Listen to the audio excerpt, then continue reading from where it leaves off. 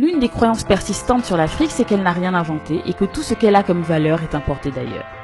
Eh bien, direction le XIIIe siècle dans l'Empire du Mali pour découvrir la première constitution au monde qui est à l'origine d'un héritage appelé aujourd'hui les droits de l'homme. L'Empire du Mali, dont nous vous avons déjà parlé dans une précédente vidéo, est l'un des plus vastes et puissants empires de l'époque. Il est né d'un royaume à cheval entre le sud de l'actuel Mali et la Guinée-Conakry. En réalité, c'était une fédération de royaumes. Le premier empereur Soundiata Keïta a fait proclamer cette constitution lors de son investiture en 1236. La charte du Mandin, charte du Mandé, charte de Kouroukan Fouga ou encore en langue malinké Manden Kalikan est la première constitution au monde. Son but était de définir les règles et les lois afin de garantir la paix entre les différents peuples de l'Empire.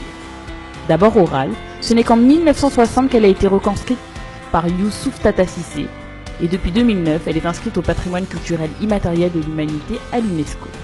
Longue de 134 articles, elle aborde tous les thèmes imaginables, le respect de la vie humaine, le droit à la vie, les principes d'égalité et de non-discrimination, la liberté individuelle, la justice, l'équité et la solidarité, les droits des femmes, la protection de l'environnement, condamne les guerres et aborde même le sujet de l'esclavage qui était le cheval de bataille de Soundiata Keïta qui l'abolira. Voici quelques articles de cette constitution et vous verrez que sur bien des aspects cette charte préfigure la déclaration des droits de l'homme faite 5 siècles plus tard, en 1789. Chacun est libre de ses actes dans le respect des interdits des lois de sa patrie. Une vie n'est pas plus ancienne ni plus respectable qu'une autre vie. L'article 5 dispose que chacun a droit à la vie et à la préservation de son intégrité physique. En conséquence, toute tentation d'enlever la vie à son prochain est punie de la peine de mort. Tout tort demande réparation. Pratiquer l'entraide et veiller sur la patrie. L'article 16 est sur les femmes. Les femmes, en plus de leurs occupations quotidiennes, doivent être associées à toutes les phases de notre gouvernement.